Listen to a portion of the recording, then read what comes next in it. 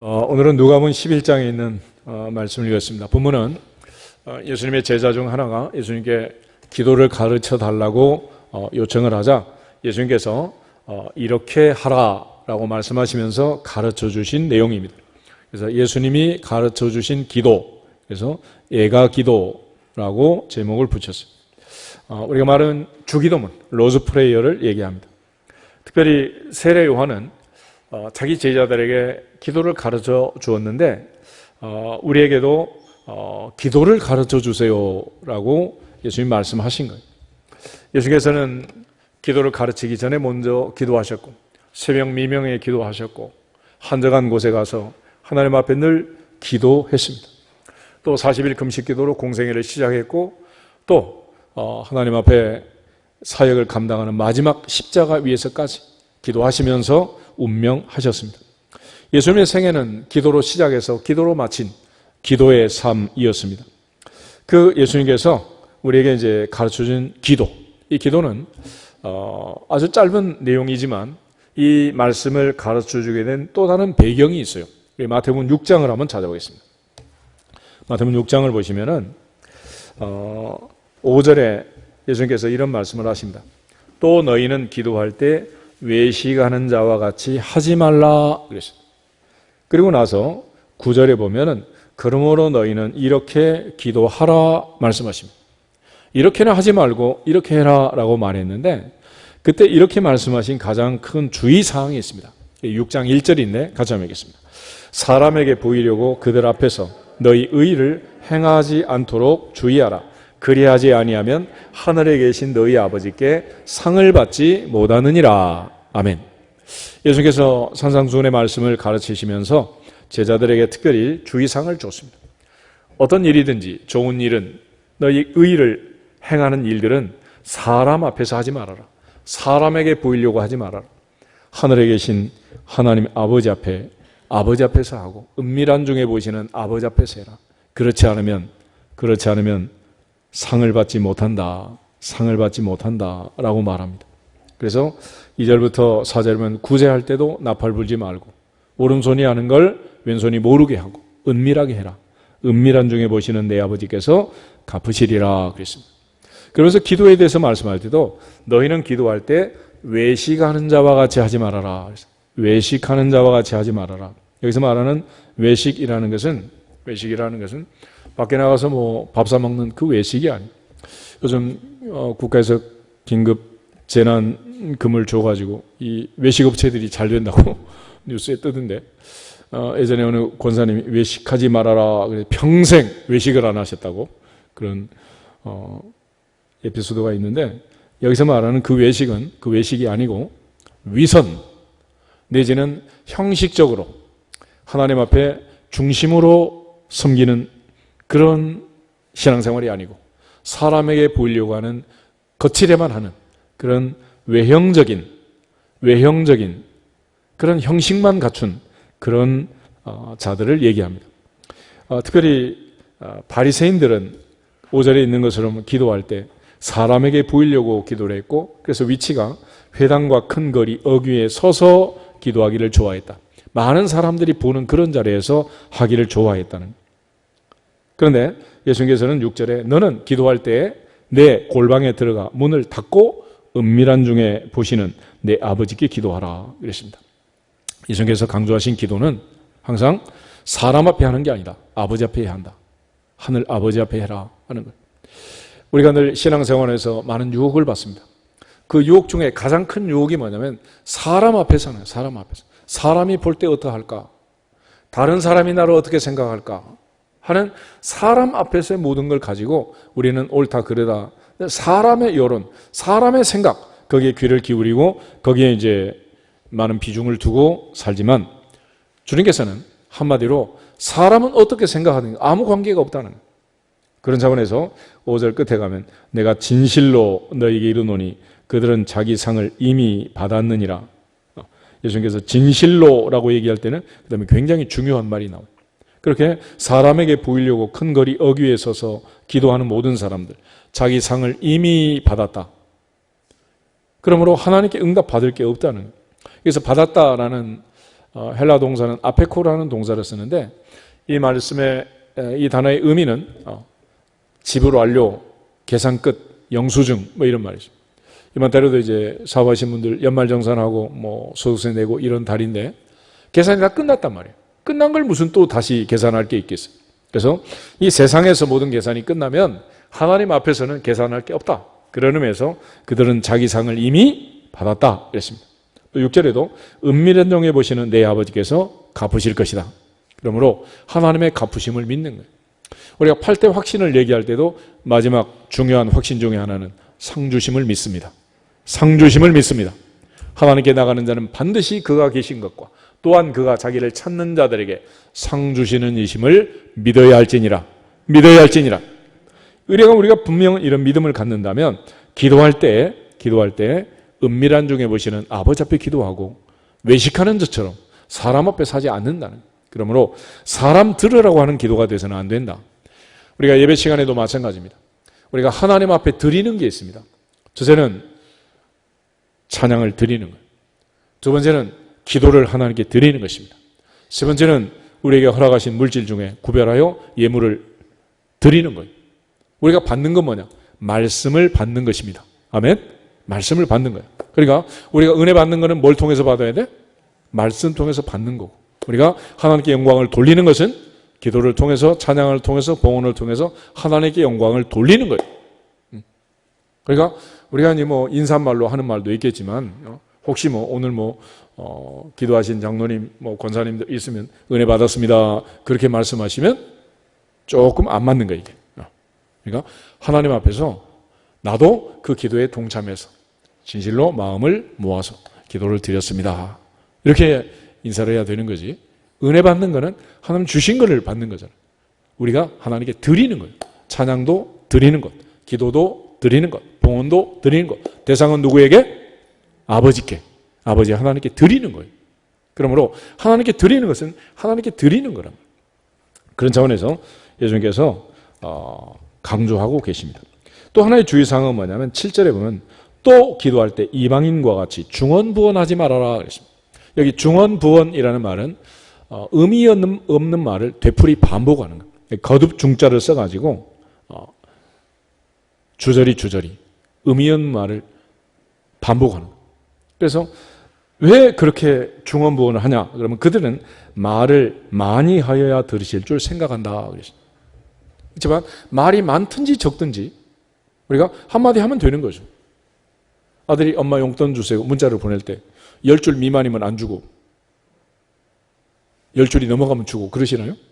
그러지 않잖아요. 한 줄을 해도 필요하면 주고 필요 없으면 안 주는 거죠. 그러니까 하나님 앞에, 아버지 앞에 기도할 때 말이 많고 적은 게 문제가 되지 않는다는. 그런데 사람 앞에 보이려고 하면은 길게 해야 되고 많이 해야 되고 이런 또 위선을 또 할 수밖에 없는 그런 위험이 있는 것입니다. 그런 차원에서 그러므로 그들을 본받지 말라. 구하기 전에 너희에게 있어야 할 것을 하나님 아버지, 하나님 너희 아버지께서 아신다 모르신다? 아신다는 거예요. 그래서 너희는 이렇게 기도하라라고 주의사항을 주는 겁니다. 그러니까 예수님이 강조하는 두 가지는 하나는 사람 앞에 하지 말아라. 하나는 중언부언하지 말아라. 바리새인처럼 외식하는 것처럼 하지 말고 이방인처럼 하지 말아라. 그런 기도는 하나님 앞에서는 의미 없는 기도다라고 말합니다. 그러면서 이제 마태복음 6장에 예수님께서 우리에게 가르쳐준 주기도문, 기도문이 여기 이제 나와 있는데 첫째는 하늘에 계신 우리 아버지여 그랬습니다. 하늘에 계신 우리 아버지여. 주기도문에서 애가 기도에서 예수님이 가르쳐준 기도에서 가장 강조하는 첫 번째는 기도의 대상입니다. 이 대상을 놓치면 안 된다. 아무데나 가서 달라 그러면 주는 게 아니죠. 달라고 하는 그 부서에 가서 달라고 해야지. 그 사람에게 달라고 해야지. 다른 데 가면 안 된다는. 그런 차원에서 너희는 이렇게 기도하라. 하늘에 계신 우리 아버지요. 그러니까 기도하는 그 대상이 우리 아버지란, 우리 아버지. 그럼 우리 아버지요라고 말할 수 있는 나는 누구다? 옆집 아들이면 안 되잖아. 아버지의 아들, 아버지의 딸이어야 한다. 그래서 하나님께서 우리에게 자녀의 권세를 주셨고 자녀가 아버지라고 부르는 것처럼 그러한 자녀의 권세를 가지고 하늘 아버지께 기도하는 것. 그것이 바로 기도라는. 그런 차원에서 기도는 하나님 아버지 앞에 요한복음에서 강조하신 것처럼 누구의 이름으로? 예수님의 이름으로. 특별히 우리의 연약함을 도우시는 로마서 8장 26절 말씀처럼 성령의 도우심을 받아서 기도하는 것. 그것이 진짜 기도다. 그러니까 삼위일체 하나님과 관계 속에서 기도하는 거지 사람을 끄집어 들고 오면 안 된다는 거예요. 그러니까 하나님과 나 사이에 기도하는데 사람이 개입해서 사람이 남의 잔치에 뭐 배나라 감나라 하는 것이 기도를 잘했니 못했니 이런 말 할 필요가 없는 거예요. 그러니까 어린아이가 엄마한테 젖달라고 할 때 울든지 말을 하든지 때를 쓰든지 애를 갖추든지 그런 그 아이가 어떻게 하든지 그 아이의 방법이지 뭐. 중요한 것은 관계라면 관계. 그러니까 하나님 아버지 앞에 예수님의 이름으로 성령의 도우심을 받아 기도해야 한다라는 것을 예수님께서 가르쳐 주시고 강조하신 거예요. 너희는 이렇게 기도하라. 하늘에 계신 우리 아버지요. 기도의 대상을 놓치면 안 된다. 아멘? 이 가장 중요한 첫 번째입니다. 그 다음에 두 번째는 이름이 거룩히 여김을 받으시오며 라는 말이죠. 이름이 거룩히 여김을 받으시오며. 모세가 시내산에서 80에 하나님의 사자를 만납니다. 그리고 하나님의 이름을 묻습니다. 이름이 무엇입니까? 그럴 때 친히 주신 응답이 나는 스스로 있는 자니라. 나는 스스로 있는 자니라 말씀하시고 모세를 보내시고 이스라엘 백성들을 출애굽시켜서 시내산에 와서 십계명을 주시고 계명과 율례와 법도를 주시고 그 돌비를 보관할 법궤를 만들고 법궤를 보관할 성막을 건축하고 그리고 레위기에서 성막에서 하나님을 섬기는 모든 제사 제도를 가르쳐 주십니다. 그리고 이렇게 말씀하시고 레위기 19장 2절에 내가 거룩하니 너희도 거룩하라. 내가 거룩하니 나 여호와 너희의 하나님이 거룩하니 너희도 거룩할지어다. Be holy because I am holy. 내가 거룩하기 때문에 너희도 거룩해야 한다. 라고 말씀하시는.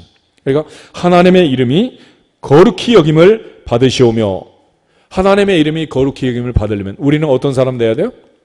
거룩한 사람이 돼야지. 내가 거룩하게 살지 아니하면 하나님의 이름을 거룩하게 하지 못하는 하나님의 이름을 거룩하게 하지 않는 그런 원인이 된다는 거예요. 그런 차원에서 교회 안에서 가장 귀중한 단어 중에 하나는 거룩이라는 단어입니다. 이 시간 우리가 하나님 앞에 예배 드리는 이 날을 거룩한 날, 그래서 성일이라고 하는 거예요. 우리가 주일을 거룩하게 지키는 걸 성수주일 그러잖아요. 마찬가지로 앞에 있는 모든 하나님께 바쳐진 물건들, 이 물건들은 성물, 그래, 성물, 거룩한 물건이라. 동시에 예배당에 앉아서 예배 드리는 여러분들을 뭐라 그래? 거룩한 무리들, 거룩한 사람들, 그래서 성도라고 하는 거예요. 하나님이 우리에게 주신 직분이 있잖아요. 세상엔 직업이 5만 가지지만 그 많은 직업 중에서 특별히 하나님께서 우리에게 교회 안에서 주신 직분이 있습니다. 목사와 장로와 권사와 집사와 찬양대와 주일학교 교사와 여러 가지 일을 하는 많은 직분들이 있습니다. 이걸 가리켜 성직, 거룩한 직분이라고. 이거는 사람이 준 것이 아니고 하나님께 받은, 하나님께서 우리에게 특별히 선택해서 부르신 직분들이다. 그래서 성직이라고 하는 거예요. 그런 차원에서 교회 안에서 이루어지는 모든 것들은 성장. 그러므로 우리는 이 시간 어떤 예배를 드려야 돼요? 거룩한 예배. 거룩한 예배를 드리는. 그리고 많은 책이 있지만 우리가 가지고 있는 이 책을 뭐라 그래? 성경. 무슨 뜻입니까? 거룩한 책이라. 거룩한 책. 그러니까 하나님 앞에 거룩한, 우리 예배 드린 이 서소를 성전이라고 하는 것은 뭐예요? 거룩한 자리라는 거죠. 하나님께 구별하여 드리진 자리. 그러므로 우리가 거룩을 상실하면 하나님의 이름을 거룩하게 하지 못하는 그런 일이 되는 거예요. 오늘부터는 거룩한 그리스도인의 삶을 회복하고 하나님의 이름을 거룩하게 우리가 받들어 드리는 예배자가 되기를 주의 이름으로 축복합니다. 더불어서 하나님의 나라가 임하고 하나님의 뜻이 하늘에서 이룬 것 같이 땅에서도 이루어지이다 그랬습니다. 여기서 나라라는 것, 하나님의 나라, 이것은 예수님의 사역에 있어서 가장 중요한 중심 주제입니다. 하나님의 나라. 예수님께서 맨 처음 마태복음 4장 17절에 선포할 때 회개하라, 천국이 가까이 왔느니라. 하나님의 나라, 하늘나라, 킹덤 오브 갓, 하나님의 나라가 가까이 왔다. 그리고 예수님 마지막에 십자가에 운명하시면서도 강도에게도 약속하십니다. 오늘 내가 나와 함께 어디 있다? 낙원에 있으리라. 아버지여 내 영혼을 아버지 손에 부탁합니다. 그리고 하나님을 향하여 낙원에 입성하신 주님의 모습을 보게 됩니다. 우리가 아무리 신앙생활을 잘했다고 해도 결국 마침내 천국에 입성하지 못하면 의미 없는 일 아니겠어요? 그런 차원에서 천국은 예수님의 사역에 있어서 첫 번째이고 마지막이고 가장 중요한 중심 주제입니다. 그래서 그 나라가 임하기를 주님은 강조하셨고, 하나님의 나라는 여기 있다 저기 있다 할 것이 아니고 너희 안에 있다. 우리는 하나님 나라 안에 들어와 있는 것입니다. 그리고 특별히 하나님의 뜻이 하늘에서 이루어진 것 같이 땅에서 이루어지다 그랬는데, 오늘도 우리가 참으로 어려운 시대를 보내고 있지만은 예수님은 항상 하나님의 뜻을 찾았습니다. 겟세마네 동산에서 마지막 기도할 때도 나의 원대로 마시고 누구 원대로? 아버지 원대로, 아버지 뜻대로 하시옵소서. 코로나19 사태 속에서도 우리가 이 아버지의 뜻을, 하나님의 뜻을 찾았다면 우리는 충분히 이 고난을 통해서 유익을 얻게 된 것입니다. 그렇지만 사태가 지금 몇 달이 지났는데도 아직도 하나님의 뜻을 모르고 우리 인생에 이런 일이 벌어지는 그 뜻을 깨닫지 못한다면 참 안타까운 일이죠. 하나님 앞에 정상적인 예배를 드리지 못하고 정상적인 신앙생활을 하지 못하는 이런 때가 되었다. 선지자 이사야 당시에도, 말라기 당시에도 마당만 밟고 지나가는 자리 많았고, 하늘의 하나님 선지자를 통해서 친히 그런 말씀을 주셨어요. 차라리 누가 성전문을 닫아버렸으면 좋겠다. 내가 그 많은 황소와 염소의 피를 가지고 드린 그 제사, 이제는 지긋지긋하다. 문 좀 닫았으면 좋겠다. 그렇게 말할 정도로 형식적인 제사를 드린 경우가 많았단 말이에요. 하나님 앞에서 예배의 소중함을 알고 한 시간을 드리든 날마다 드리든 시간 마음 중심을 다해서 하나님께 영광을 돌리기를 주 이름으로 축복합니다. 그 진정한 예배를 회복하는 게 중요합니다. 예배 한 시간 드리는 게 얼마나 중요한가. 얼마나 중요한가. 저는 이 예배의 소중함을 우리가 이번 사태를 통해서 다시 한번 깨달을 수 있기를 축복합니다. 이게 얼마나 소중한 일입니까? 그리고 예배라는 것은 간단해요. 교회 문을 닫고, 특별히 목사의 목을 죄고, 여러분 마음을 돌이키고, 그러면 다 끝나버리는 거죠. 그래서 예수님을 공격하고 예수님을 십자가에 못 박아 죽이는 이런 영적 전쟁이 오늘도 계속되고 있는 거예요. 하나님 앞에서 하나님의 그 뜻을 깨닫는 그것이 예수님이 가르쳐준 기도의 포인트 중에 하나입니다. 그리고 나서 우리를 위해서 기도할 내용을 얘기하십니다. 그럼 우리를 위해서는 무엇을 기도할 것인가? 첫째는 오늘 우리에게 뭐 주시고? 일용할 양식을 주시고. 인간이 사는 동안 하나님께서 양식을 먹고 살도록 하셨잖아요. 광야에서 하나님 만나를 주셨습니다. 며칠분을 주셨나요? Just one day. 하루 먹을 걸 줬어요. 하루 먹을 치 줬고, 싸두지 마라! 그런데도 싸뒀다가 벌레가 나고 썩는 그런 사람들이 광야에서도 많이 있었다라는 기록을 우리가 성경에서 보게 됩니다. 아굴은 기도할 때 나는 너무 부자도 말고 가난하게도 말고 필요한 양식으로 먹이시옵소서. 필요한 양식만 주십시오 그랬어요. 사도 바울은 배가 부르나 고프나 상관없이 나는 자족을 배웠습니다 라고 말합니다. 그런데 우리는 끊임없는 욕심과 탐욕을 부리는 거죠. 그래서 몸매를 다 망가뜨리고 건강을 망가뜨리고 이러는 거예요. 여러분이 일용할 양식 1인분을 먹어야 되는데 1인분 아닌 2인분, 3인분을 자꾸 먹는 거예요. 고기를 먹는 사람들도 날마다 먹든 한 달에 한 번 먹든 1년에 한 번 먹든 하루에 필요한 단백질은 정해져 있다. 그걸 초과하면 전부 과식하는 거예요. 과식. 그러니까 내가 과식했는지 안 했는지 체크하는 방법 아주 간단합니다. 아침에 딱 일어나서 얼굴이 빵빵하면 어제 과식한 거지. 그대로 했으면 적당하게 먹은 거예요. 얼굴이 헬스가 어제 못 먹은 거지. 그래서 어제보다 오늘 많이 먹으면 작년, 재작년 젊었을 때 이런 거 관계없어. 어제하고 오늘하고 내일만 비교하면 되는 거예요. 그래서 어제보다 오늘 많이 먹은 거는 과식, 어제하고 오늘 똑같이 먹은 건 온식, 어제보다 적게 먹으면 반식. 간단하죠 이제? 살찌고 싶으면 어떻게 하면 돼? 과식하면 돼. 과식. 어제보다 더 많이 먹으면 돼. 어제 먹은 것보다 어제 꽃배기 먹었으면 꽃배기로 해가지고 먹으면 이제 막 더 찌는 것이. 빼고 싶으면 어떻게 하면 돼? 반식. 줄이면 되는 거예요. 아주 간단한 원리입니다. 이거는 저금 통장의 잔고하고 똑같은 거예요. 그러니까 하나님께서 우리에게 인생을 허락하셨는데 인생을 사는 가장 중요한 비결이 양식을 먹되 얼만큼 먹으라고? 1인분, 하루분 일용할 양식, 그거만 있으면 된다는 거예요. 끝없는 욕심을 부려서 우리는 지금 많은 어려움과 고통을 겪고 있는 것입니다. 또 하나, 영적인 관계에 있어서는 12절에 우리가 우리에게 죄 지은 자를 사해 준 것 같이 우리 죄를 사해 주십시오. 용서를 얘기합니다. 용서. 십자가에서 예수님 첫 번째 가상칠언의 첫 번째가 뭐냐? 자기를 십자가에 못 박는 자들을 바라보면서 하나님께 기도합니다. 아버지, 저들을 사하여 주옵소서. 용서해 주시옵소서. 몰라서 그렇습니다. 용서해 주십시오. 용서해 주십시오. 용서를 좀 기도하셨습니다. 또 우리가 욥기 42장 10절에 보면 욥이 친구들을 용서하고 그들을 위해서 기도할 때 하나님이 갑절로 회복시켜 주신 것을 보게 됩니다. 베드로가 형제가 죄를 범하면 몇 번 용서하면 됩니까? 7번이면 되겠습니까? 그럴 때 7번을 70번까지라도 70번씩 7번까지라도 용서해라 그랬습니다. 7이라는 숫자는 완전수입니다. 완전한 용서를 받아야만 천국에 갈 수 있다라는 뜻입니다. 그런 차원에서 우리 모두가 다 그동안 과거를 정리하는 거예요. 과거를 정리하는 방법 중에 하나는 하나님 앞에 회개하고 사람을 용서하는 것입니다. 가정의 달을 보내면서 그동안 맺혔던 특별히 권사님들은 시집사에 엉켜있는 가슴의 응어리들을 올 5월로 다 끝내기를 축복합니다. 풀어버려야 돼. 그러니까 이걸 6월, 7월 가져가면 안 된단 말이에요. 빨리 풀어야 돼. 그리고 특별히 하나님 앞에서 자유함을 얻도록, 갑절의 복을 얻도록, 그런 차원에서 예수님께서는 용서에 대한 기도를 하라고 얘기합니다.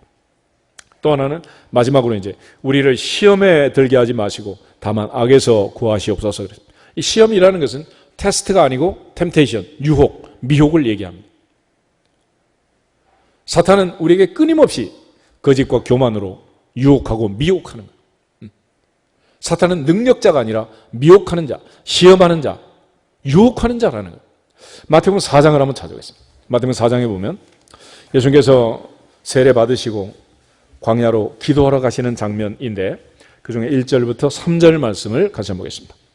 그때 예수께서 성령에게 이끌려 마귀에게 시험을 받으러 광야로 가사 40일을 밤낮으로 금식하신 후에 줄이신지라. 시험하는 자가 예수께 나와서 이르되 내가 만일 하나님의 아들이여든 명하여 이 돌들로 떡덩이가 되게 하라. 아멘. 예수께서 기도하러 갈 때 성령께서 이끌어 가셨다. 근데 마귀가 시험하기 위해서 따라갔습니다. 특별히 3절을 보면 시험하는 자, 유혹하는 자, 미혹하는 자라고 말합니다. 이 마귀가 유혹할 때 욕심으로 반응하면 죽는 거예요. 그래서 욕심이 잉태하면 죄를 낳고 죄가 장성하면 사망을 낳는다 그랬잖아요.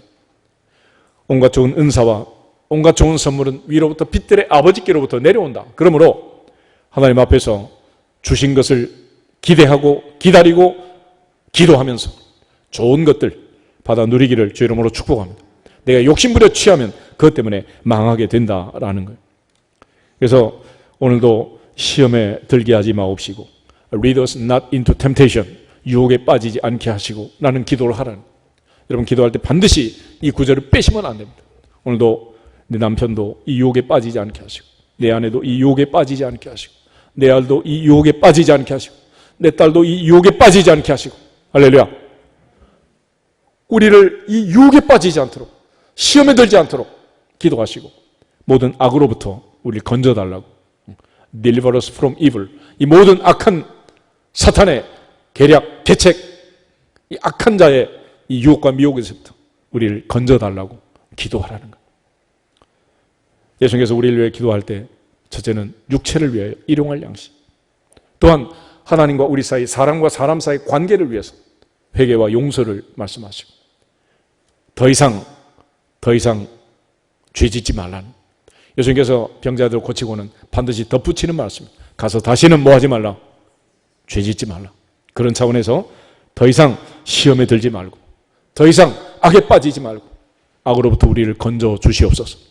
오늘로 지난 과거를 정리하고 오늘부터는 모든 유혹과 미혹에 빠지지 않고 영적으로 모든 악한 존재로부터 자유함을 얻고 오직 성령으로 충만하시기를 주님의 이름으로 축복합니다. 마지막 후렴기가 있는데 나라와 권세와 영광이 아버지께 영원히 있사옵나이다. 아멘. 그 앞에 우리가 흔히 대계라는 말을 써요. 대계. 이 대계는 영덕대계가 아니고 헬라어로는 접속사입니다. 접속사. 이 접속사는 카이라는 접속사인데 영어로 번역할 때는 because라고 강하게 번역하지 않고 for라고 번역. For thine is the kingdom and the power and the glory forever. Amen. 이렇게 for라는 이유를 말하는 그런 접속사입니다. 그래서 여기 보면 이제 하나님께서 우리에게 말씀하시는 이 모든 그 원인들, 그는 왜냐하면 하나님의 영광을 위하기 때문이다. 오직 누구의 영광을 위해서? 하나님의 영광. 먹든지 마든지 무엇을 하든지 하나님의 영광을 위해서 해라. 그래서 나라와 권세와 영광이 아버지께 영원히 있기 때문이다 라고 결론을 내립니다. 우리 베드로전서 4장 한번 찾아보겠습니다. 베드로전서 4장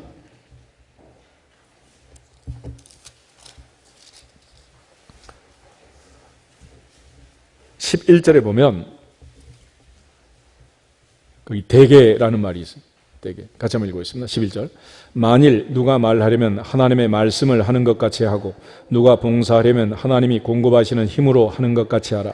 이는 범사에 예수 그리스도로 말미암아 하나님이 영광을 받으시게 하려 함이니 그에게 영광과 권능이 세세에 무궁하도록 있느니라. 아멘. 거기 이는 이란 말이 있죠. 이는 왜냐하면 이는 대개 그러면 하나님께만 영광을 돌리기 위함이다 라고 예수님께서 마무리를 하십니다.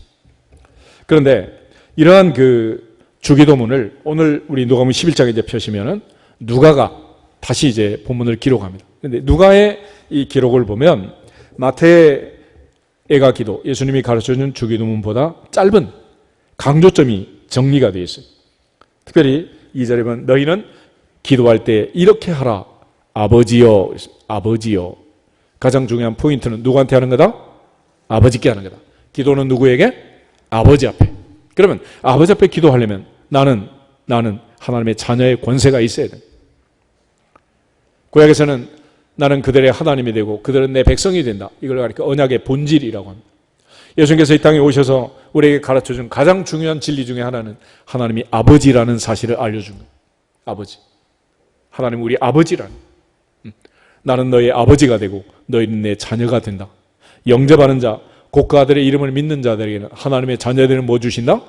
권세. 그래서 아버지여, 아빠라고 부를 수 있는 것은 우리의 권세이다. 권세. 그리고 나서 이름이 거룩히 여김을 받으시고 나라가 임하시오며 먼저 기도할 것은 하나님의 영광을 위하여. 할렐루야. 기도는 하나님의 영광을 위하여 하는 거예요. 오늘도 우리가 하나님 앞에 나와서 예배할 때 내가 지금 너무 힘들어서 너무 아파서 나중에 하고 오늘도 영광을 받으시옵소서. 할렐루야. 우리 예배를 통하여 하나님의 이름이 영광을 받으시옵소서.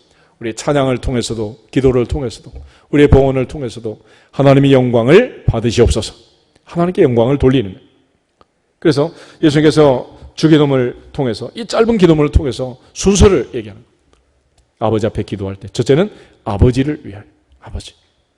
그래서 우리가 아버지 어머니 만나서 오랜만에 친척들을 만나서 얘기할 때도 내 얘기 먼저 해요? 상대방 문안부터 물어봐요? 다 상대방 얘기부터 하잖아. 상대방을 기분 좋게 해야지. 얼굴도 좋으시다고. 여하튼 뭐 아프겠지만은 겉으로라도 여하튼 이렇게 하는 거야. 그래서 먼저 하나님의 영광을 위하여 드러내는 것이. 이것도 어떻게 보면 이제 우리가 배워야 할 순서 아니겠어요? 그러니까 항상 먼저. 그러니까 며느리가 와서 뭐 엄마 이것도 없고 저것도 없고 뭐 남편이 어쩌고 이런 말 하면 안 되는 거야. 먼저 시어머니를 기쁘게 하면 나머지 다 풀리는 거야. 그렇지? 친정 엄마 기쁘게 하면 나머지 다 풀리는 거 아니야? 그게 중요한 거지. 그래서 예배는 뭐냐? 하나님을 감동시키는 겁니다. 할렐루야. 하나님을 기쁘게 하는. 하나님을 기쁘게. 같이 한번 따라하겠습니다. 마음을 다하여 찬송함으로 하나님을 기쁘게 합시다. 목숨을 다하여 기도함으로 하나님을 기쁘게 합시다. 힘을 다하여 봉헌함으로 하나님을 기쁘게 합시다. 할렐루야. 하나님을 기쁘게 하는 하나님. 이게 목표야. 하나님만 기쁘게 하면 나머지는 아신다 모르신다 다 아시는 거야. 거기서부터 열리는 거라면. 그리고 나서 다시 이제 우리를 위해서 기도할 때 우리에게 날마다 일용할 양식을 주시옵고 그래요. 일용할 양식. 욕심을 버리라는 거죠. 욕심 부리지 않아도 주신다 안 주신다? 주시는 거예요. 그러니까 요즘 뭐 어차피 어머니 아버지 돌아가시면 다 재산은 자식에게 넘어가는 거 아니겠어요? 이게 자녀의 권세인데 로마서 8장 17절 보면 상속자를 얘기합니다. 상속자. 그런데 그 상속자에게 있어서 또 하나의 특징이 있어요. 영광을 받기 위하여 고난도 함께 받아야 한다. 그래서 요즘은 아버지의 재산만 상속받는 게 아니라 뭐도 받아? 부채도 받는 거잖아. 그러니까 아버지의 모든 것을 내가 이제 물려받는 거지.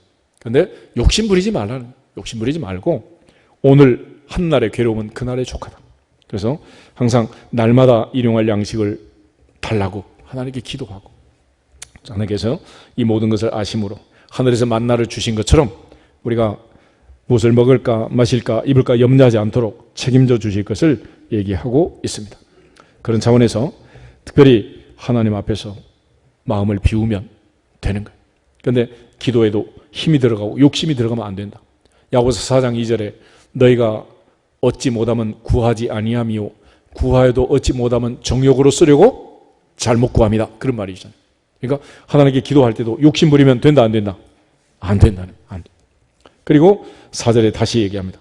우리가 우리에게 죄 지은 모든 사람을 용서하오니 우리 죄도 사하여 주시고 하나님께 용서받고 특별히 우리를 어디에 들지 않도록 시험에 들지 말게 하옵소서. 유혹에 빠지지 않게 하옵소서. 결국 내가 욕심 부리지 않으면 유혹과 미혹에 절대로 빠질 일은 없다라는 것입니다.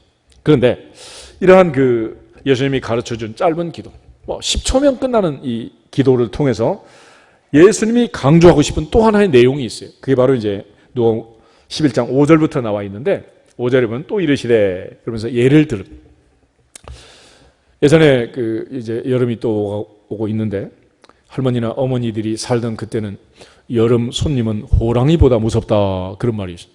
내 먹고 살 것도 없는데 손님이 오면 뭘 가지고 대접을 하겠어요? 뭘 가지고.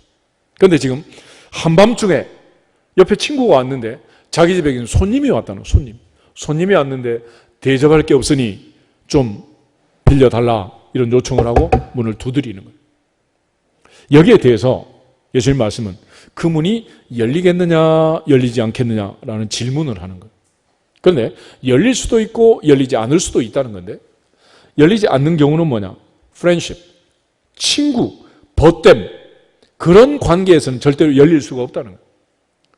지금 방이 많은 것도 아니고 원룸에 온 식구가 누워서 잠자리에 들었는데 한 사람이라면 다 깨게 생겼는데 그거 박차고 일어나서 줄 사람이 누가 있겠냐는. 그러니까 친구, 우정 이거 가지고는 안 된다는 거예요. 요즘 우리 코로나 사태를 맞이하면서도 참 어려운 때를 맞이하고 나라 사이에도 장벽을 두고 입국, 출국을 금지하는 이런 극단의 존치를 취하고 있잖아요. 그러니까 좋을 때는 친구 아이가 그럼 막 다 통하는 거예요. 그렇지만 진짜 어려우면 친구 가지고 된다 안 된다? 된다 안 된다? 안 돼요. 대법원장, 국회의장이 내 친구여도 안 돼요 이제. 대통령이 친구여도 안 된다니까. 안 되는 거예요. 안 열리는 거예요. 그런데도 예수님 말씀이 열리는 방법이 있다는 거예요. 그게 뭐냐? 8절 같이 한번 읽어보세요. 8절 내가 너희에게 말하노니 비록 벗됨으로 인하여서는 일어나서 주지 아니할지라도 그 간청함을 인하여 그 요구대로 주리라. 아멘. 그 간청함을 인하여 일어나 그 요구대로 주리라. 예전 성경에는 강청이라고 강청. 이 강청이라는 말이 뭐냐? 그러면 영어로 번역하면 shameless audacity라는 말. 이 얘기는 shame이란 게 뭐냐? 부끄러워한다는 거 아니에요? LESS를 붙이면 뭐야? 부끄러운 줄 모르는 거야. 부끄러움을 모르고 당돌하게 뻔뻔하게 달라는 것. 그게 바로 간청이라는 거예요. 여러분 살면서 친구한테 가가지고 1억만 빌려주게 얘기했는데요. 안 된다고 얘기를 해요. 2번, 3번 갔는데 할 수 없다고 얘기합니다. 형편이 어렵다고. 자기도 지금 장사가 안 된다고. 그럼 4번째, 5번째 끝까지 찾아갈 사람이 있어요? 없어요? 그렇게 가지는 않지. 그런데 여기서 말하는 이 부끄러움 모르는 뻔뻔함이란 건 뭐냐? 예를 들어 여러분 어렸을 때 애들 데리고 손자 데리고 숲에 가면 장난감이고 과자고 막 붙들잖아. 사달라고. 안 된다 그러면 어떡해? 바닥에 누워가지고 막 울어 제치잖아. 막 슈퍼가 막 시끄럽게 떠나가도록 막. 그걸 가리켜 부끄러울 줄 모르는 뻔뻔함이라고 얘기하는 거야.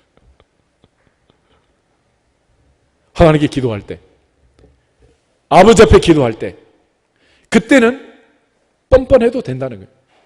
부끄럽지 않아도 된다는 거예요. 친구한테 애를 갖춰야 할 때, 이런 관계에서는 애를 갖춰야 되겠지만은 아버지 앞에 할 때는 그렇다는 거예요. 그래서 너무 효자 효녀는 친정에 가서 참기름 한 병도 못 가져와요. 좀 뻔뻔해야 동생처럼 언니처럼 그래야 막 갖다 먹는 거지. 너무 착하고 이러면 안 돼.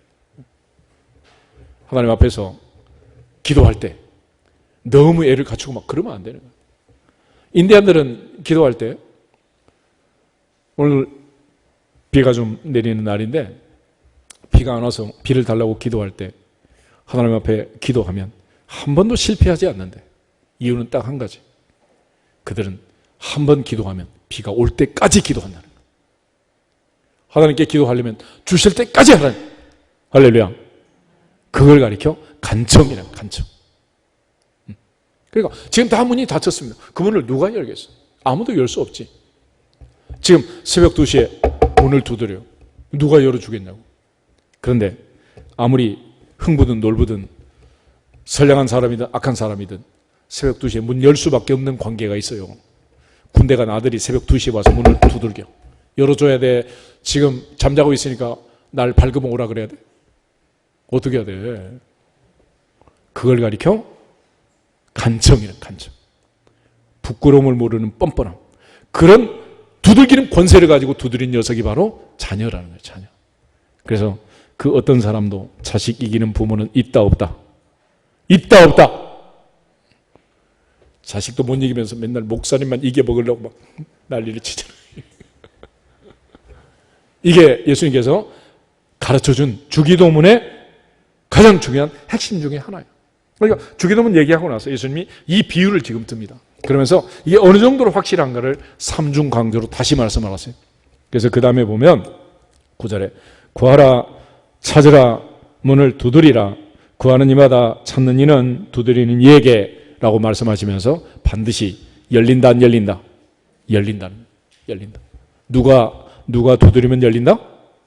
자녀가, 아들이, 딸이 두드리면 열린다. 그래서 응답이라는 것은 이 뻔뻔스러움을 가지고, 부끄러움을 뻔뻔함을 가지고 강청하는 아들의 기도에 아버지의 마음이 열리는, 아버지의 마음, 아버지의 은혜, 이걸 응답이라고 하는 거예요. 그러니까 여기는 말을 길게 하고 짧게 하고 뭐 이런 게 아니잖아요. 40일 금식하고 무릎 꿇고 기도하고 이런 게 아니에요. 기도는 테크닉이 아니라 관계다. 너희는 이렇게 기도하라. 하늘에 계신 우리 아버지. 아멘. 그러므로 이 아버지가 우리에게 반드시 주신다는 것을 믿으라는 거예요. 11절부터 13절 우리 다시 한번 보겠습니다. 너희 중에 아버지 된 자로서 누가 아들이 생선을 달라 하는데 생선 대신에 뱀을 주며 알을 달라 하는데 전갈을 주겠느냐? 너희가 악할지라도 좋은 것을 자식에게 줄 알거든 하물며 너희 하늘 아버지께서 구하는 자에게 성령을 주시지 않겠느냐 하시니라. 아멘. 아무리 악한 부모도 생선 대신에 뱀을 주고 알 대신에 전갈을 주는 그런 부모가 어디 있겠냐? 아무리 악한 자도 그러지는 않는다. 마태복음에서는 좋은 것을 주시지 않겠느냐 그랬는데 누가는 성령을 주시지 않겠느냐 그랬습니다. 가장 좋은 선물, 가장 좋은 은사 하나님 주신다는. 그러므로 우리가 하나님 앞에서 이 짧은 기도를 통해서 이 사실을 분명히 배우고 구하면 주신다는, 이렇게 해서 예수님께서 기도를 가르쳐 주셨지만 예수님 많은 제자들, 복음서의 제자들을 보면 잠꾸러기야, 잠꾸러기. 가장 예수님의 지척에서 예수님 말씀을 들었던 제자 중에 베드로가 있잖아요. 베드로는 항상 1번으로 예수님 말씀을 들었는데 그 베드로는 예수님 기도만 하면 잠을 자는 거야. 변화산에도 잠을 자고 겟세마네 동산에도 잠을 자고 계속 잠을 잡니다. 예수님께서 계속 경고하시지만은 그 경고를 무시하는 거예요. 마태복음 23장, 24장, 25장 마지막 예수님 종말에 대한 말씀을 하십니다. 마지막 때, 정말 마지막 때가 온다. 그때를 대비해서 깨어있어 기도해라 라는 말씀을 강조하세요. 요즘처럼 우리가 여러 가지 위기를 보면서 마지막이 그렇게 멀리 있지 않는 것 같다라는 느낌 정도는 가져야 될 거 아닙니까? 우리가 얼마나 살 것 같아요?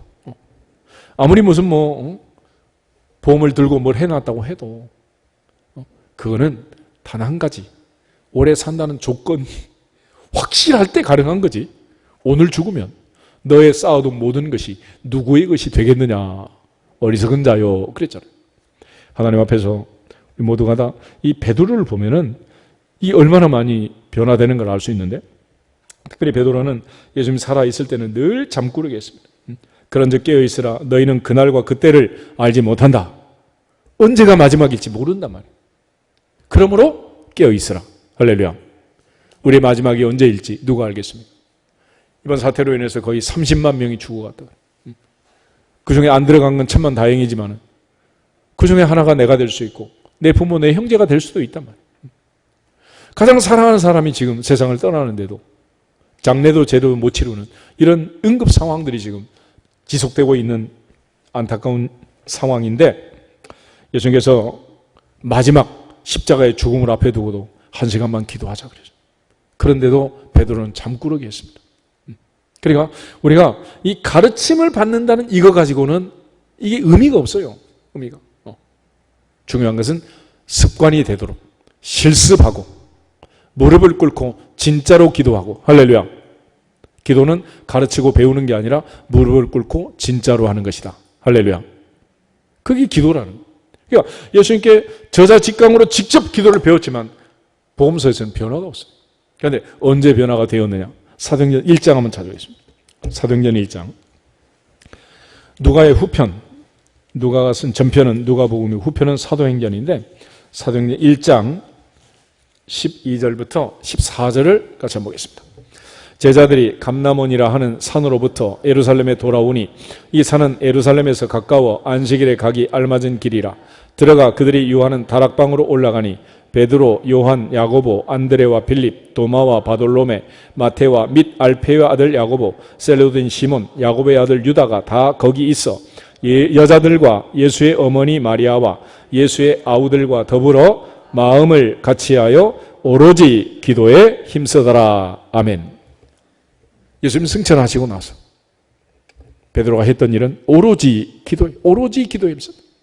그리고 나서 열흘이 지난 오순절날 놀라운 일이 일어났습니다. 2장 1절부터 4절 계속해서 한번 보겠습니다. 2장 1절. 오순절날이 이미 이름에 그들이 다 같이 한 곳에 모였더니 호련히 하늘로부터 급하고 강한 바람 같은 소리가 있어 그들이 앉은 온 집에 가득하며 마치 불의 혀처럼 갈라지는 것들이 그들에게 보여 각 사람 위에 하나씩 임하여 있더니 그들이 다 성령의 충만함을 받고 성령이 말하게 하심을 따라 다른 언어들로 말하기를 시작하니라. 아멘. 너희가 악할지라도 자식에게는 좋은 것으로 줄 줄 알거든. 하물며 하늘에 계신 너희 아버지께서 구하는 자에게 무엇을? 성령을 주시지 않겠느냐 하신 예수님의 말씀을 붙들고 베드로는 기도해서 드디어 성령을 받은 거예요. 성령. 그리고 나서 베드로는 사도행전 2장에 설교를 시작합니다. 41절에 보면 베드로의 말을 받은 사람들은 세례를 받으며 이날의 신도의 수가 3,000이나 더했다. 그가 성령 충만을 받으면서 특별히 3장의 제9시 기도 시간에 베드로와 함께 요한이 성전에 올라갑니다. 성전, 내 집은 만민이 뭐하는 집? 기도하는 집. 베드로의 인생이 달라진 거예요. 그 기도 시간에 올라가다가 미문의 앉은 맹인을 보고 6절에 선포합니다. 은과 금은 내게 없거니와 내게 있는 것으로 내게 주노니 곧 나사렛 예수 그리스도의 이름으로 일어나 걸어라. 일어나 걸어라. 할렐루야. 놀라운 기적들이 일어나게 된 거예요. 베드로는 더 이상 잠꾸러기를 하지 않았습니다.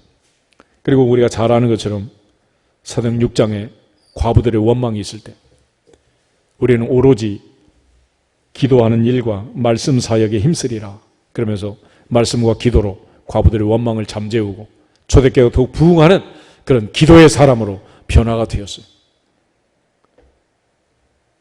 사도행전 10장은 이방인의 오순절이라고 할 수 있는 고넬료의 오순절 사건을 기록하고 있는데, 베드로가 기도하는 그 시간에 고넬료가 보낸 사람들이 온 거예요. 그가 하나님의 응답을 받고 고넬료의 집에 가서 말씀을 전함으로 이방 선교의 문을 여는 놀라운 일이 벌어지게 된 것입니다.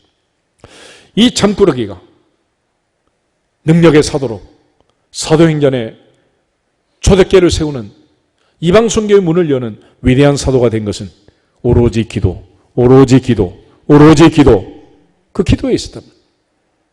주님께서 이렇게 기도하라, 이렇게 기도하라 말씀하셨고, 아버지 앞에 기도해라 말씀하셨고, 응답이 올 때까지 기도해라, 간청해라 라고 말씀하신 그 말씀 그대로 주님 승천하신 후에 베드로는 드디어 실천하고 마지막에 우리에게 똑같은 부탁을 하고 있는 거예요. 베드로전서 3장 7절 다시 한번 보겠습니다. 지난주에도 우리 부부주의를 하면서 봤던 본문인데, 베드로전서 3장 7절에 사도 베드로가 부부 생활하면서 가정생활하면서 제일 중요한 것이 무엇인가를 다시 한번 기록을 합니다. 7절이 있겠습니다. 남편들아, 이와 같이 지식을 따라 너희 아내와 동거하고 그를 더 연약한 그릇이요 또 생명의 은혜를 함께 이어받을 자로 알아 귀히 여기라. 이는 너희 기도가 막히지 아니하게 하려 함이라. 아멘. 할렐루야.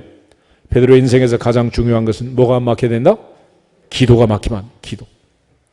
사람이 마지막 죽을 때는 왜 죽느냐? 그럼 모두가 다 똑같이 죽습니다. 숨을 못 쉬어서 죽는 거예요. 숨을 못 쉬어서. 그래서 대부분 이제 폐렴이 오고 그런 걸 이제 원인으로 진단을 하지만은 마지막은 숨이 끊어지면 죽는 거예요. 옛날에 왕들은 어이가 몸을 만질 수 없으니까 무명실을 가지고 코앞에서 대잖아요. 숨을 쉬는지 안 쉬는지. 그게 제일 중요한 거예요. 기도가 막히면 육체의 생명은 끝납니다. 마찬가지로 한자로 같은 단어는 아니지만 기도가 막히면 영적 생명이 끝나는 거예요. 영적 생명. 우리 모두가 다 하나님 앞에서 기도가 막히지 않기를 주 이름으로 축복합니다. 베드로는 12사도 중에 유일하게 아내를 데리고 다닌 그런 제자였습니다. 그 베드로가 마지막 강조하는 거, 부부 생활에 있어서 아내가 순종하고 남편의 아내를 사랑해야 되는 가장 중요한 이유는 뭐냐? 뭐가 막히지 않도록? 기도가 막히지 않도록. 할렐루야. 우리 한번 다시 인사하겠습니다. 기도가 막히지 않게 합시다. 기도가 막히면 안 된다. 베드로는 이 기도를 너무 강조했어요. 4장 한번 더 보겠습니다. 4장 7절하고 8절 두 절만 한번 읽어보겠습니다. 7절 8절. 만물의 마지막이 가까이 왔으니 그러므로 너희는 정신을 차리고 근신하여 기도하라. 무엇보다도 뜨겁게 서로 사랑할지니 사랑은 허다한 죄를 덮느니라. 아멘. 베드로가 지금 두 가지를 얘기했습니다. 첫째는 기도, 둘째는 사랑. 근데 뭐가 먼저다? 뭐가 먼저다? 기도가 먼저네. 기도가. 아무리 사랑 타령을 해도 그 사랑이 먼저가 아니라 기도가 먼저라는 기도. 베드로가 예수님의 마지막 죽음을 따라가면서 잠꾸러기도 하고 멀찍이 따라가기도 하고 그러면서 몸소 경험하고 인생의 말년에 다시 우리에게 부탁하는 거야. 기도가 먼저라고. 기도가 먼저라고. 너희는 정신을 차리고 근신하여 기도하라. 그 후에 사랑도 있고 대접도 있고 은사도 있는 거지. 기도 없이 뭐가 있겠다는 거야. 그러므로 기도 없는 찬양, 기도 없는 봉헌, 기도 없는 헌신, 기도 없는 사역 다 의미가 없는 거예요. 하나님 앞에서 내일부터는 새벽을 깨워서 기도하고 시간 기도하고 우리 모두 하나님 앞에 먼저 기도할 수 있기를 주 이름으로 축복합니다. 거기서부터 닫힌 문들이 열리고 이 사태도 끝이 날 줄로 믿습니다. 모든 것을 끝내는 것은 하나님이시고 하나님을 감동시키는 하나님의 보좌를 움직이는 가장 중요한 키워드는 바로 기도하는 거라. 잠꾸러기가 초대교회의 위대한 사도로 사역을 하고 인생을 마치면서 마지막에 우리에게 부탁을 하는 거야. 그러므로 너희는 정신을 차리고 근신하여 기도해라.